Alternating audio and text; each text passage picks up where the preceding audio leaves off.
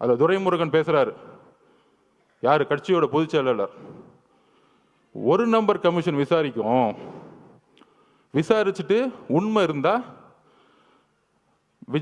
தலைவர் விஜய் மேலே வந்து நடவடிக்கை எடுப்போம், நாங்கள் அதுக்கெல்லாம் பயப்பட மாட்டோம். இவங்க சூழ்ச்சி எங்கே வந்துச்சுன்னு பார்த்தீங்களா?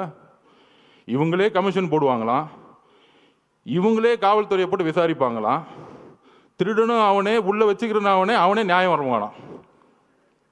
இதுதான் இவங்க பஞ்சாயத்து. அதிகாரம் மமதை.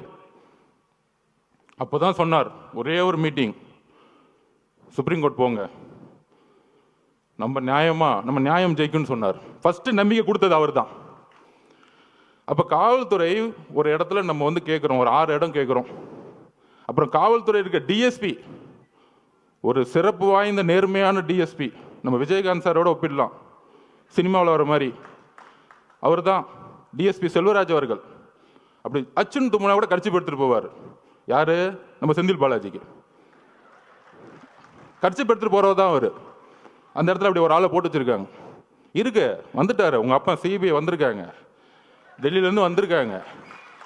சொல்றீங்களா 600 பேரை போட்டோம், அதில் ஏடிஜிபி சொல்றாரு 500 பேரை போட்டோம், இன்னொரு அமைச்சர் சொல்றாரு இல்லை நாங்கள் 700 பேர் போட்டோம். அதோ எல்லாம் ஸ்டேட்மெண்ட் கொடுத்தோம். முதலமைச்சர் முதற்கொண்டு என்கொயரி பண்ணணும் இந்த விஷயத்தில், தவறா தகவல் சொன்னதுக்கு. அங்கே நீ என்னை பற்றி பேசுறேன்னா ஃபர்ஸ்ட் செருப்பு தூக்கி அடிப்பேன், கலைப்புறம் பண்ணி பேசாமல் கிளம்பணும். இதுதான் திமுகவுடைய ரவுடி அரசியல். இந்த ரவுடி அரசியல் நமக்கு தெரியல. உன் பொதுச் செயலரில் தூங்க முடியாமல் எந்திரிக்காம, அதுக்கு ஏன் பொதுச் செயலர் எவ்வளோ மேட்ரு, ஏன் பொதுச் செயலரை பார்த்து நீ மீம்ஸ் போட்டுட்டு இருக்க? எந்திரிச்சு ஒரு வாக்கிங் பண்ண சொல்ல உன் பொதுச் செயலரை. சட்டசபையில் உட்காந்து கிண்டல் பண்ணிக்கிட்டு, கேலி பண்ணிக்கிட்டு, எதிர்கட்சிகளை என்ன அவை நாடா, ஒரு அவை நாவடக்கம் கூட தெரியாம சட்டசபையை கேலி பொருளாக்கிக்கிட்டு, எப்போ பார்த்தாலும் சட்டசபைக்கு போனா ஐயா உதயநிதி வாழ்க, ஐயா உதயநிதி, என்ன தியாகி அவரு? சட்டசபையா என்ன பண்ணிட்டு இருக்கீங்க? இது கேள்வி கேட்டால் போதும், என் மேலே ஒரு எஃப்ஐஆர், நான் புரட்சியை உருவாக்கிட்டேனா? ஆமாம், எல்லாம் ஊர்ல இருந்து எல்லாம் ஆம்ஸ் இறக்கி நடு ரோட்டில் நின்று துப்பாக்கி எடுத்து சுட்டுட்டு இருக்கோம். இதுக்கு ஒரு எஃப்ஐஆர், இதுக்கு ஒரு மிரட்டல். அதில் துரைமுருகன், நாங்கள் என்ன நடக்கணும், தைரியம் இருந்தால் கை வைங்கடா, என் தலைவரை பார்த்துருவோம், தைரியம் இருந்தால் கை வைங்கடா.